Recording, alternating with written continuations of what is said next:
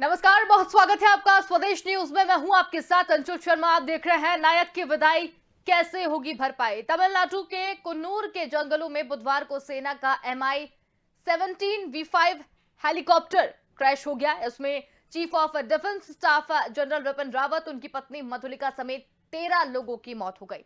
CDS general Vipin Rawat की मौत की खबर ने पूरे देश को हिलाकर रख दिया है। वो न सिर्फ देश के पहले सीडीएस थे, बल्कि सेना से जुड़े कई अहम प्रोजेक्ट्स पे वो काम भी कर रहे थे। इसमें सेना को आधुनिक बनाने को लेकर बेहद अहम इंटीग्रेटेड थिएटर कमांड प्रोजेक्ट भी शामिल है। विपिन रावत के इन प्रोजेक्ट्स पर काम कर रहे थे। उनके जाने के बाद अगले सीडीएस कौन हो सकते हैं और अगले सीडीएस के सामने क्या चुनौतियां होंगी, इसी पर आज हम बातचीत करेंगे। चर्चा शुरू करें इससे पहले जान लेते हैं कि सबसे पहले वो कौन से अहम प्रोजेक्ट्स पर काम कर रहे थे जिन पर विपिन रावत काम कर रहे थे। वो आर्मी के हथियारों को अपग्रेड करने के लिए स्ट्रेटेजिक तरीके से पार्टनरशिप मॉडल पर विपिन रावत की निगरानी में ही ये काम चल रहा था। एक मॉडल के तहत सरकार ने प्राइवेट कंपनियों को विदेश हथियार निर्माताओं के साथ मिलकर फाइटर जेट्स, हेलीकॉप्टर, सबमरीन और टैंक को साझा तौर पर बनाने की एक अनुमति दी थी।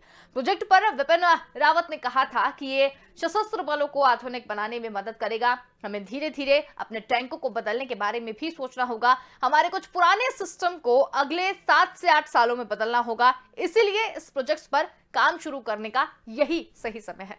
इस साल अक्टूबर में उन्होंने कहा था कि भारतीय सेना के लिए एडवांस सर्वेलांस सिस्टम हमारी टॉप प्रायोरिटी है। इसके साथ ही उन्होंने ये भी कहा था कि हमें अपनी साइबर क्षमताओं को और डेवलप करने पर और फोकस करना होगा, क्योंकि हमारे दुश्मन से साइबर क्षमताओं को डेवलप कर रहे हैं। और सेना के तीनों सेवाएं, यानी बात करें थल सेना, जल सेना और वायु सेना की, तो क्षमताओं में बेहतर कोऑर्डिनेशन के लिए इंटीग्रेटेड थिएटर कमांड की योजना पर काम अभी भी जारी था। अभी से लेकर 1 नवंबर को चीफ ऑफ डिफेंस स्टाफ यानी सीडीएस जनरल बिपिन रावत की अध्यक्षता में तीनों सेनाओं को प्रमुख और अन्य अधिकारियों के साथ बैठक हुई थी। और इसी पर आज हम बातचीत करेंगे कि किन प्रोजेक्ट्स पर काम चल रहा था। आने वाले 7-8 साल में जिस तरीके की वो बात कर रहे थे कि हमें पुराने ठर्रे पर ना चलते हुए एक नया सिस्टम बनाना पड़ेगा और उस सिस्टम पर हमें आगे बढ़ना पड़ेगा, उसके ऊपर काम कर रहे थे। अब बड़ा सवाल यहाँ पर यह है कि जब विपिन रावत जी नहीं रहे तो उसके बाद नया सीडीएस कौन होगा और नए सीडीएस के लिए किस तरीके की जो है चुनौतियां हमें देखने को मिलेगी।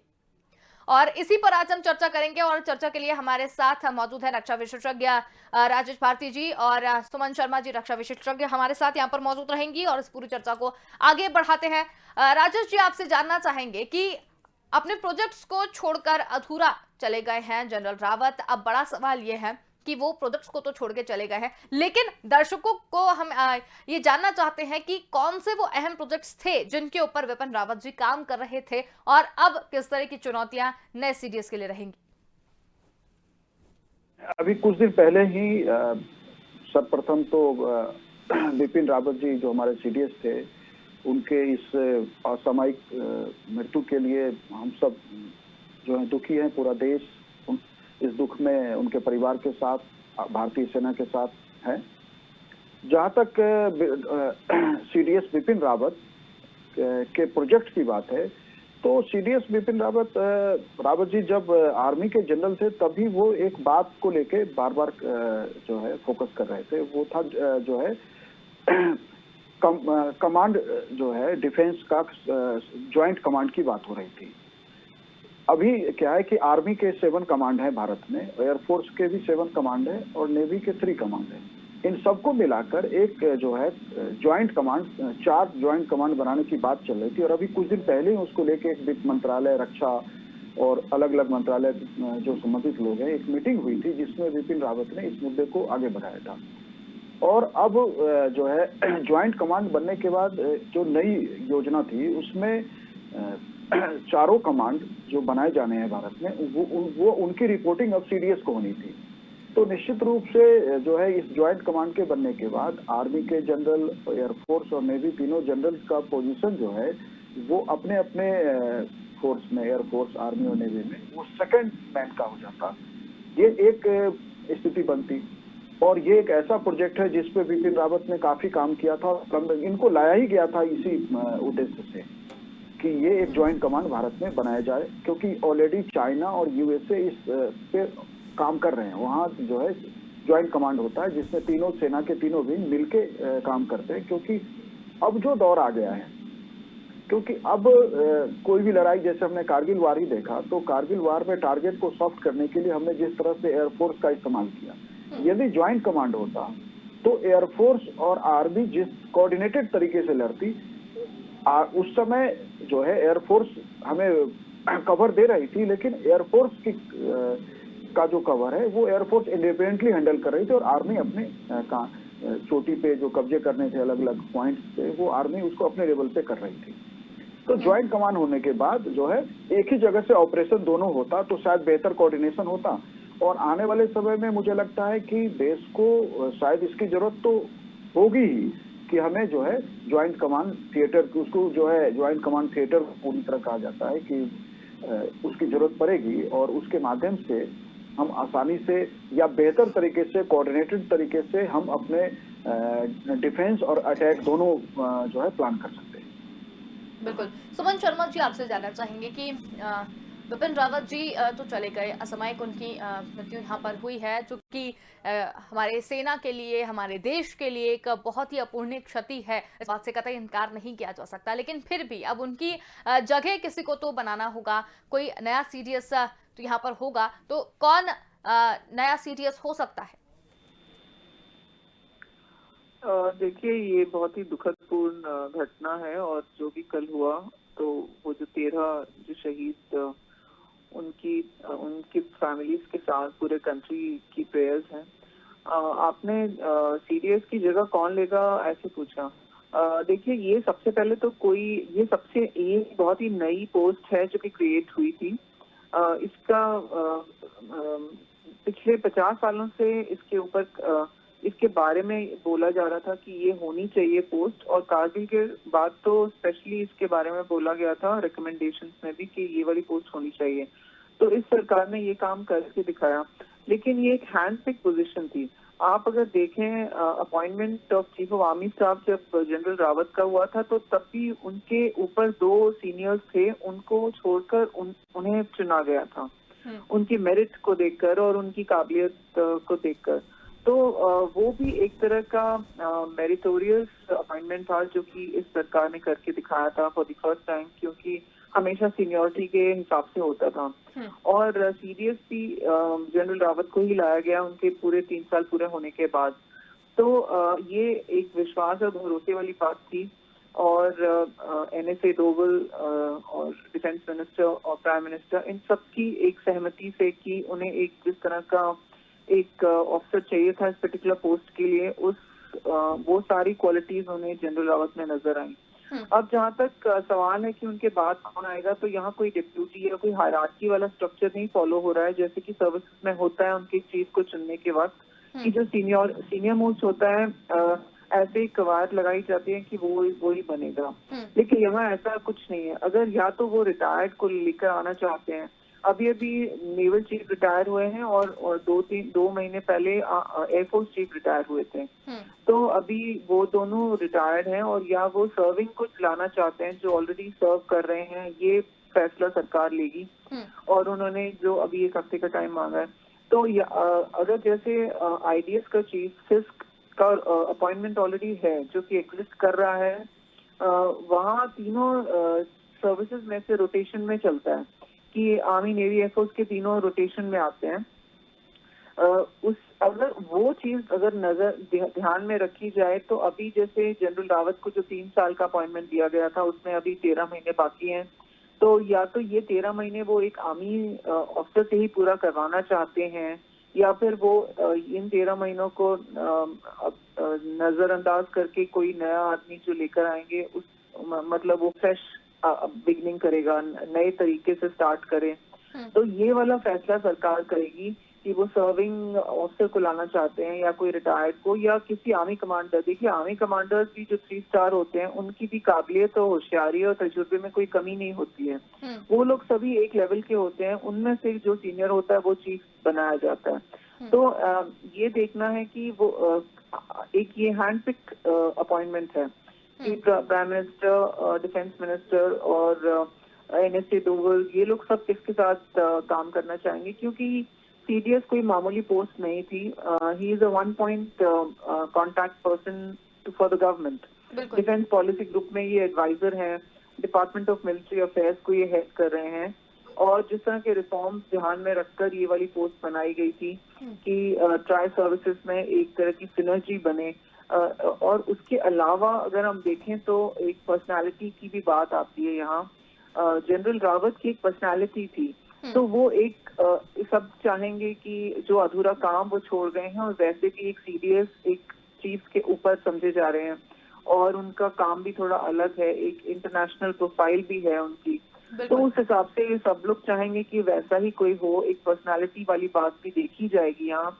ये काफी बोल्ड थे और जैसा होता था वैसे बोलते थे. बड़े फैसले करने में कभी डरे नहीं थे. तो एक इनकी एक पर्सनालिटी थी जैसी कि चाहिए इस पर्टिकुलर पोस्ट के लिए. तो इन सारी बातों को ध्यान में रखकर बहुत काफी होशियारी से ये वाला फैसला सरकार ही लेगी. बिल्कुल.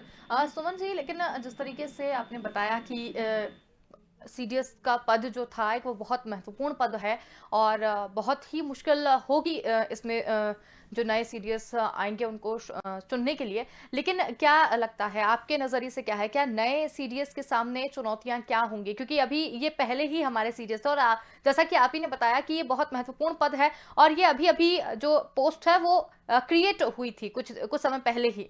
तो किस तरीके की चुनौतियां जो है वो नए सीडीएस के लिए रहेंगी? क्योंकि कई अहम प्रोजेक्ट्स थे जिन पर विपिन रावत जी काम कर रहे थे. अब उन काम को भी आगे बढ़ाना है और आगे की चीजें को भी बहुत सफलतापूर्वक आगे लेकर जाना है.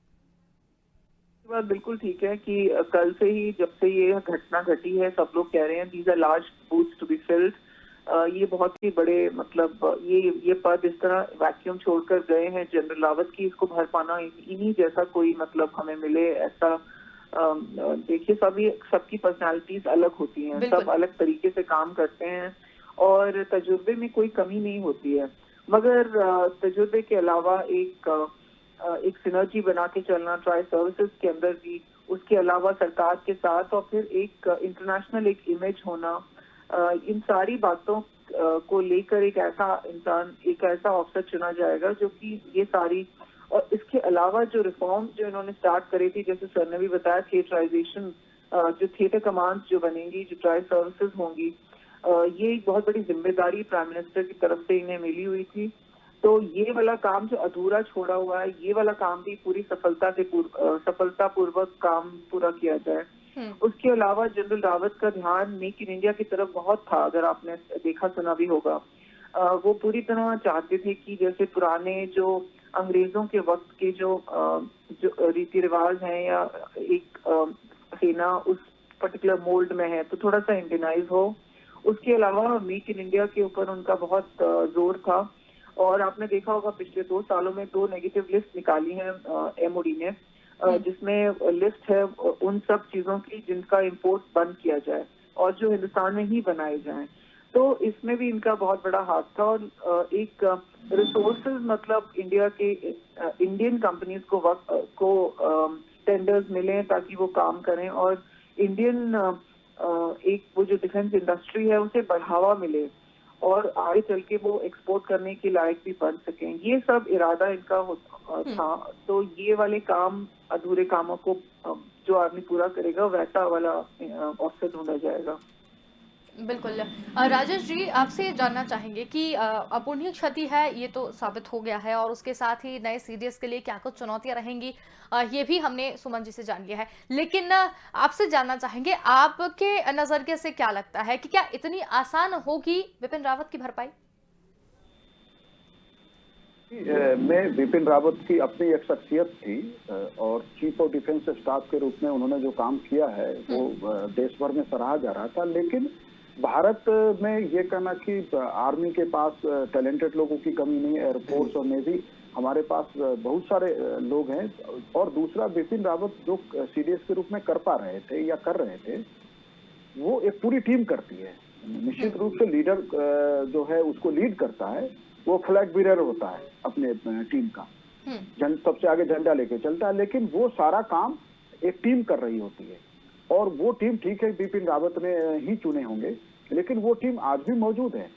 तो बिपिन रावत ने जो काम छोड़ा है वो काम अधूरा रहेगा या पूरा नहीं किया जा सकेगा, ऐसा नहीं है।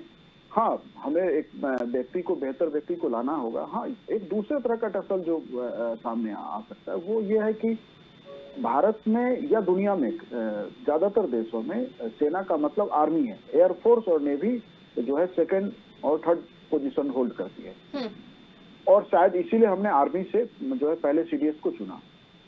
अभी इनके कार्यकाल को, अभी सुमन जी ने भी कहा, अभी कुछ जो अप्रोक्स 11 मंथ बच रहा है, तो शायद हम इस बीच के टाइम के लिए हम पुनः जो है किसी आर्मी पर्सन को लेके आए।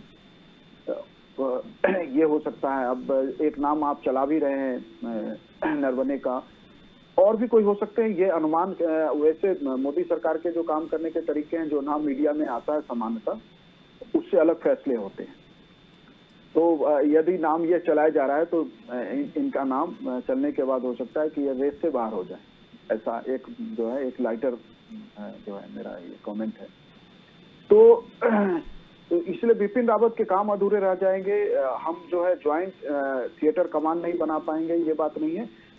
प्रॉब्लम दूसरी है कि जो ज्वाइंट थिएटर कमांड बनाने के बाद अभी तीनों सेना को एक कोऑर्डिनेटेड तरीके से काम करने के लिए तैयार करना, और एक और चीज जो भारत सरकार ने की थी कि जैसे क्या होता है कि जो हमारा जनरल है 4 स्टार है, बिपिन रावत को हमने सीडीएस तो बनाया लेकिन 5 स्टार नहीं बनाया। अभी तक भारत में 3 5 स्टार रहे हैं, जनरल मानक शाह, अर्जन सिंह एयरफोर्स से, और जनरल करियप्पा, जिनको हम फील्ड मार्शल कहते हैं। तो ये एक भारत में जब सीडीएस के पद का गठन हुआ तभी एक सवाल उठ गया था, और ये सवाल आज भी मौजूद है कि जब आपने सीडीएस बनाया और उसे 4 स्टार ही जनरल रखा, तो आर्मी का जनरल, एयरफोर्स का जनरल और नेवी का जनरल भी 4 स्टार होता है। तो 4 स्टार जनरल जो है कमांड कैसे करेगा? और दूसरा वो जो है उनके, वो तो ऐसी होगी कि जैसे क्रिकेट टीम में जो है कि एक 11 प्लेयर खेलते हैं, उसमें एक कैप्टन होता है। तो क्या ऐसी स्थिति जो है बनाने की अगर कोशिश करेंगे, जबकि तीनों अलग अलग सेना के विंग हैं, तो कई चीजें सरकार के लेवल पे भी स्पष्ट नहीं था।